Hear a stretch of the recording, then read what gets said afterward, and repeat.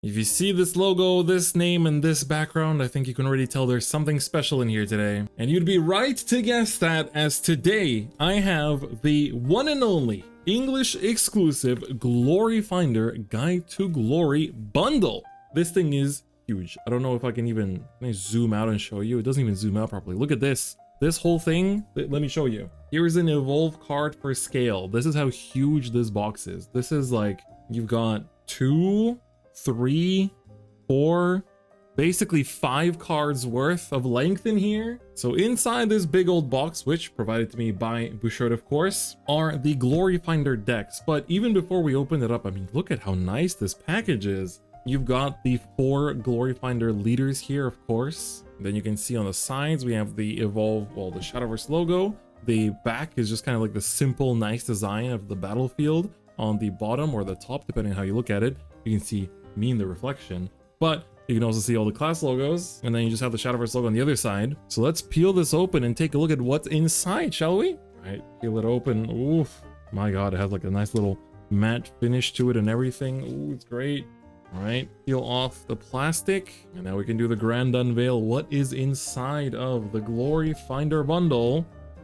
And it is, oh, would you look at that? We've got all 4 decks. We've got descriptions for each of the decks. We have enough play guides and play mats and tokens and markers for 4 players worth. This is very nice, and you can actually use this as deck storage too. So I usually use these kind of boxes for storing all my spare sleeves, but we also have, of course, the main highlight here, which are the Gloryfinder decks. Let's take them out. We have Pharrell Exalted Blade, the Soarcraft one. Of course, the very famous Baphomet, Ravaging Creator for Rune. The very popular Mono Everlasting Garnet. And finally, the brand new Nadia Eagle Eye as well. And then here you basically have a little description of what's inside these decks and how they work. It's gonna be a little bit difficult to open it up on camera here, so I'll leave this up for your excitement when you open it up yourselves.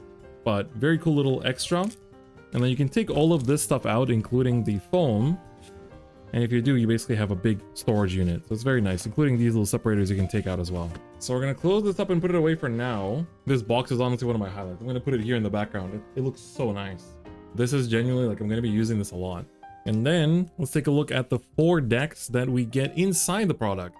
I guess we can leave Mono for last because she's by far the most popular. So let's take a look at maybe the 2 newcomers, then take a look at Baphomet as well. So I do remember more or less what was inside of these, but I kind of erased it from my memory a little bit. I know some of the reprints and of course the new cards that we've been revealing on the official Shadowverse Evolve channel, which make sure you check out if you haven't seen those already. We talk a lot about the synergies and how those cards can work, so I don't want to really spoil it, or not necessarily spoil it, but rather like, you know, use up your time looking at them here. But if you don't know what Gloryfinder is, if you're watching this for the first time and you're like, DifferentFight, you just threw a Shadowverse video at me, what is happening? Gloryfinder is essentially the format in Shadowverse Evolve where you build decks with 1 card each, and you play with some custom rules as well, which allow you to play with up to 4 players, and you basically take turns in a circle of up to 4 people in, you know, basically playing together until there's only 1 last member standing. So let's take a look at the first one here, and you'll see what kind of game this is, or what kind of game mode this is when we open this up.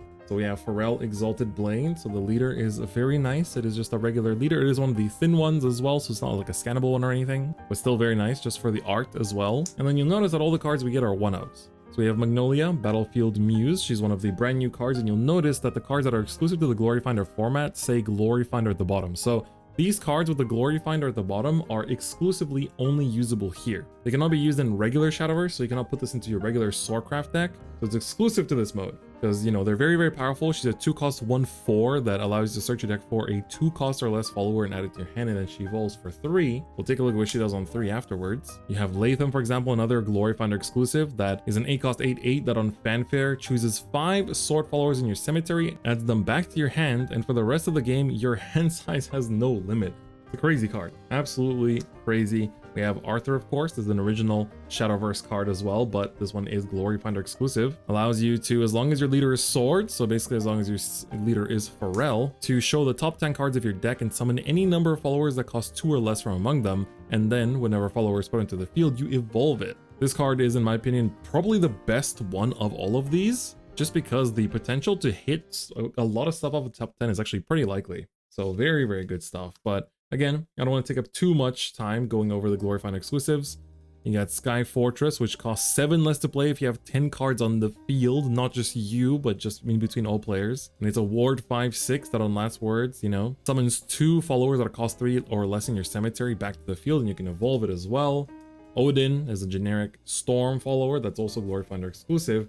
And then those are just the exclusives, right? We have a bunch of reprints. You have a lot of the legendaries that come in no foiling. So I know some people, you know, there is the max rarity gods, but then there's also some people that simply prefer to have cards that don't have any shine to them and just keep things simple, right? So you get Aurelia, you get Albert, you get Alexander, you get Gawain, this released not too long ago, you get Gabriel, you get Dark Angel Olivia. This is a very sought after card. It's a very strong neutral. You get a copy of her as well. So if you look at it, just from one of the 4 bundles, you already have 5 legendaries that you got as reprints. Some of these are definitely very, very nice to have. So I think it's a huge, huge bonus. And then we have some other of the Gloryfinder exclusive gold cards. So you have Burst Shot here, Blitz Lancer to make some crazy combos, Giant Bane Swordsman, Noble Knight. This card's also crazy. It lets you draw 2 and then summon 2 followers that cost 2 or less from hand, which is, oh my god. Iron Rod Fortress. We have Altaya as well, also a Gloryfinder exclusive. And the Genesis of Legend, which has been a promo that you could have gotten from the card shop events for Gloryfinder as well. And then we have a bunch of reprints. So these are the gold reprints too. So you have Latham, Amelia, Leonidas, very nice, Cyclone Blade, Confront Adversity, and then Wingy, even Archangel Dana, Lyriel. This is a set, not even 4, this is a set 5 card. Very much appreciated. Then we have the Silvers, Dollarblade Demon, Floral Fencer, Maid Leader, Gem Staff, very nice. Swordsman, also good. Disciple of Usurpation, also very strong. So, you know, take a little bit if I go through everything slowly, but you can see a lot of important reprints. Soul Conversion, Acolyte's Light. Some of these cards have been just kind of like in the starter decks for a while. Archer. You know, this whole deck is basically themed around playing a bunch of followers and having effects that resolve from you having played followers or being able to find more followers. Or like Mini Soul Devil, for example, says whenever a follower you control evolves, you deal 2 damage to each enemy leader. So if you, you know, bring out with Arthur over there, if you use Arthur to bring out a bunch of stuff and evolve them, then she deals 2 damage to each enemy leader every time. Epitaph is in here too. Then you have the evolved versions of some of the Gloryfinder exclusives. So like Magnolia, when she evolves, she becomes a 2/5 that gives each other follower in the field +2/+2. Her evolve is pretty expensive though. You also have the Latham evolve. Selects any number of face-up evolve followers in evolve deck and turns them face down.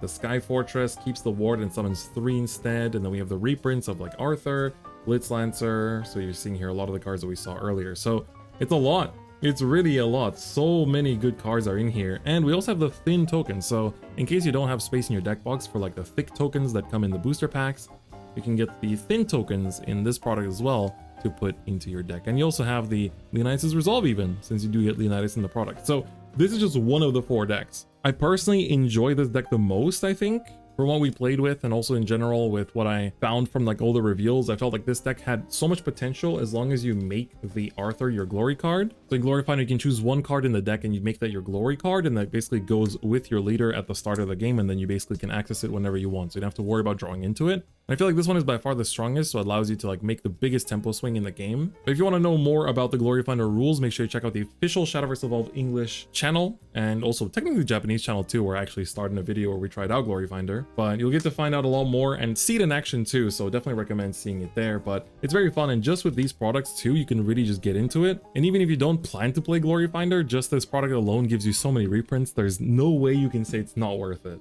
All right, let's take a look at Nadia. I don't want to take too much of your time, so let's take a look at what else is in here. It's crazy what a quality product this already is, just from having opened one of the 4 decks. Like, we still have 3 to go. So Nadia, she's the Havencraft leader. She's a new character as well. Let's take a look. We have the lineup as one of the Gloryfinder exclusives. So she selects an opponent, they bury a follower, and you heal your leader equal to the buried follower's defense. And then she can also evolve. You have the Garula. This card is pretty cool as well. Lets you search for amulets and play them. Lion of the Golden City, also pretty nice. Elysian Saint Hairs lets you basically search for either a 1-cost follower or choose a card in your banner zone, add it to your hand, which is pretty nice that it has that kind of interaction. Don't really see that too much in Evolve until now. We have the Odin here again, and now the reprints. We got Imperial Dragoon, Jeanne d'Arc, Heavenly Aegis, Snow White even, and Ether of the White Wing, which is really good. And the Lucifer as well, of course, from set 1. look at this, right? These cards were so sought after beforehand. Of course, they don't come in foil, but if you just want the reprints, just want to own the cards, I mean, it's great. All right, let's quickly take a look at some of the golds here.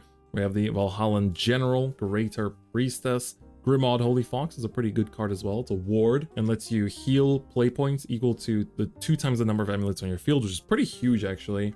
Themis' Purge in here, so not Themis' Decree. When discarded by an enemy ability, you get to choose an enemy follower and destroy it and draw a card. And then this also allows you to basically pop everything on your opponent's board and then heal 1 for everything that you popped, which is crazy.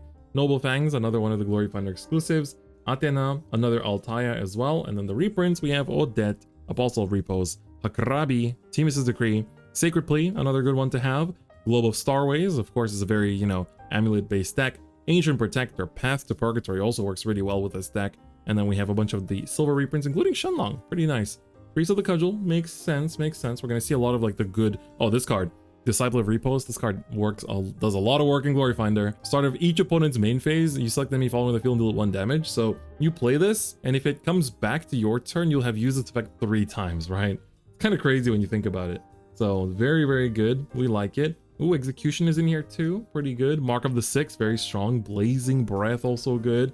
We like it. We like it. What else we got in here? Okay, Realm of Repose. Last one here before the Evolve cards like Lina and Garula, Elysian Saint Hairs, and the Evolved copies of Imperial Dragoon, Jeanne d'Arc, Heavenly Aegis, and Lucifer. And then we have the remaining golds, silvers, and bronzes here in their evolved forms as well. And then you get 1 of each of the tokens, and then finally 3 evolution points as well. So you get a bit less tokens, but this deck doesn't really use as many tokens in comparison. Okay, just looking at the legendaries that you get, it's kind of crazy, right? It's like these are of course just Gloryfinder exclusives, but it's also really nice if like you can just put this product down in a card shop and let people pick up to like play this after locals. It's honestly super, super nice. So highly recommend picking this up just to kind of like have it in rotation at your local stores. All right, let's take a look at the Baphomet. Of course, the Machina man himself. A lot of Machina stuff in here. We got Mono too to take a look at last. So let's take a look. The Runecraft leader, of course, looks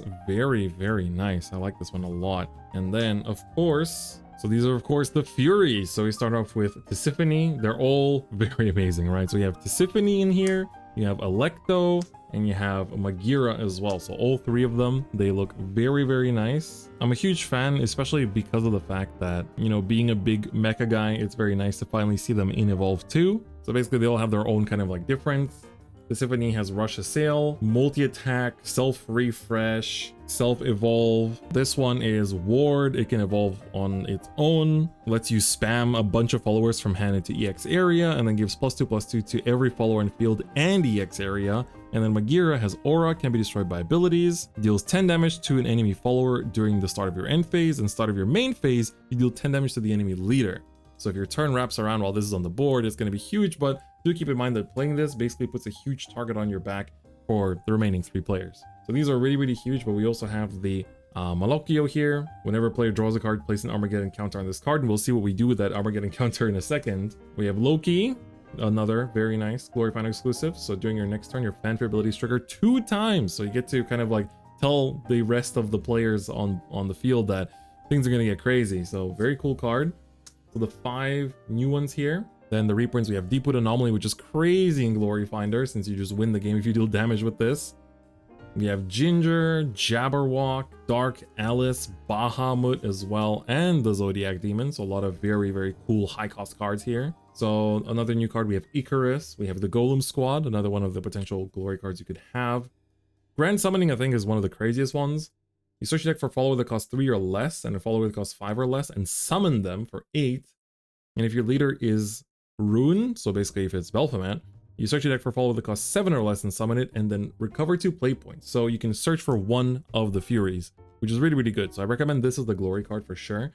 Acceleradium, also very good, potentially a bit of a memorable card for the people that come from the digital version. Helbindi, she's really cute. So she's a bit of like a roll the dice card. So start of each player's main phase, they roll a 6-sided die. If they get a 1, 2, or 3, they heal their leader 1 and draw. If they get a 4, 5, or 6, then you heal your leader 1 and draw. So it's kind of like roll the dice for all the players involved. So some might be happy to have her on board, some might not be so happy. It kind of depends. Genesis Dragon is in here, be careful. Phoenix Roost as well.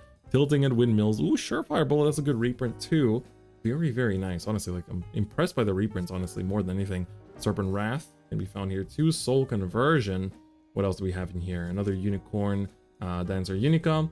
Pure Hearted Singer is also in here. Execution is also in here. Mark of the Six shows up in more than one deck. I like it, I like it. Okay, so that's all the cards. And then we have the Evolve versions of Tisiphone. So now it just has the Assail, but the stat increase goes from 8 attack to 10 and defense is 7 to 9 now. Pretty crazy, honestly. And then Electo, also with the Evolved version, becomes a 7/7 after being a 6/6. And choose a follower in your EX area and makes it cost 5 less. So of course works out really well with what the deck wants to do. And then Malokio has a strike effect as a 3/3. On strike, if this card has at least 10 or more get encounters, you destroy each enemy follower in the field. If it has 20, then deal 10 damage to each enemy leader. And if it has 30, each opponent loses the game. I mean, the art kind of like pictures it too, but it's kind of insane when you think about it, right? Every time somebody draws a card, you get a counter on this, and it has aura on it, so it's really hard to take out. So you could also make this your, basically your glory card and then make something happen with that and just like become untargetable, but I guess you could lose to AoE damage, so keep that in mind.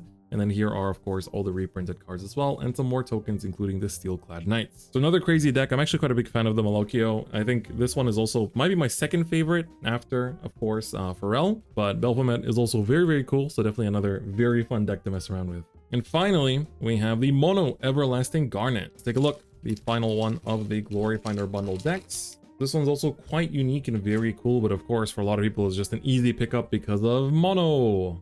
So I like the art of this leader a lot too. I mean, all 4 of them look really nice. I'm a big fan of the Baphomet too. So that is the leader. And ooh, look at that. Would you look at that? Would you look at that? This is a very familiar face if you're coming from the app version right now. Milnard Dark Fiend. 3 cost 3/5. That doesn't seem to pop out of your deck and get drained and stuff, but on Fanfare, each opponent with at least 7 cards in hand discards 3 cards, so still does interact with the hand somehow. And she can evolve for 1, but can only work if you have 2 or less cards in your hand. So pretty cool stuff. Let's take a look at what else is in here. So we've got Milnard. We have Persian, a cost 6/6 with Bane, and you can actually use it in hand to pay 1 and discard it. Discard any number of cards of different classes and then draw that many cards. So of course works very, very well inside Gloryfinder here. So also works to fill up your cemetery.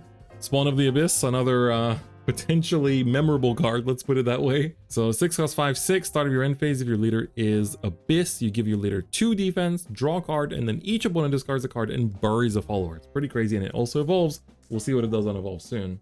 Orb of Desecration is kind of like the glory card of recommendations. It's a 1 cost amulet that at the start of your end phase buries the top card of your deck, so helps to accelerate your necrocharge counts and whatnot. You can pay 2, engage it and bury it to select the follower in your cemetery and summon it, but you can only use this if you have 20 cards in your cemetery. So this basically sits around the whole time and then you can just kind of like get rid of it. But keep in mind, this can be destroyed. It doesn't have any kind of like, ways to resist that. Loki is also in here as another additional card, but then the reprints here are really good. We got Merlin. This is huge. Giant Chimera. This is going to be very good later down the line. Kerberos or Cerberus. Very, very good. The Medusa, the 3 cost one as well. We've got Flame and Glass and Israfil too. Very, very good cards. I mean, look at how much stuff there is in here. And then we have more of the exclusives. We have Emeralda, First Brand Vampire, Demonic Storm. This card's pretty crazy too. 5 costs, select a demon follower in your cemetery and deal damage equal to its attack to each enemy follower in the field. Spawn of the Abyss, for example, or Persian, or both demons. And then if you have Necrocharge 20, you summon it, which is just crazy. Spectral Cascade buries the top 5 of your deck and draws a card as a 3 cost quick. Relinquish Reason as a 1 cost quick. Select enemy follower in the field that's attacking your leader.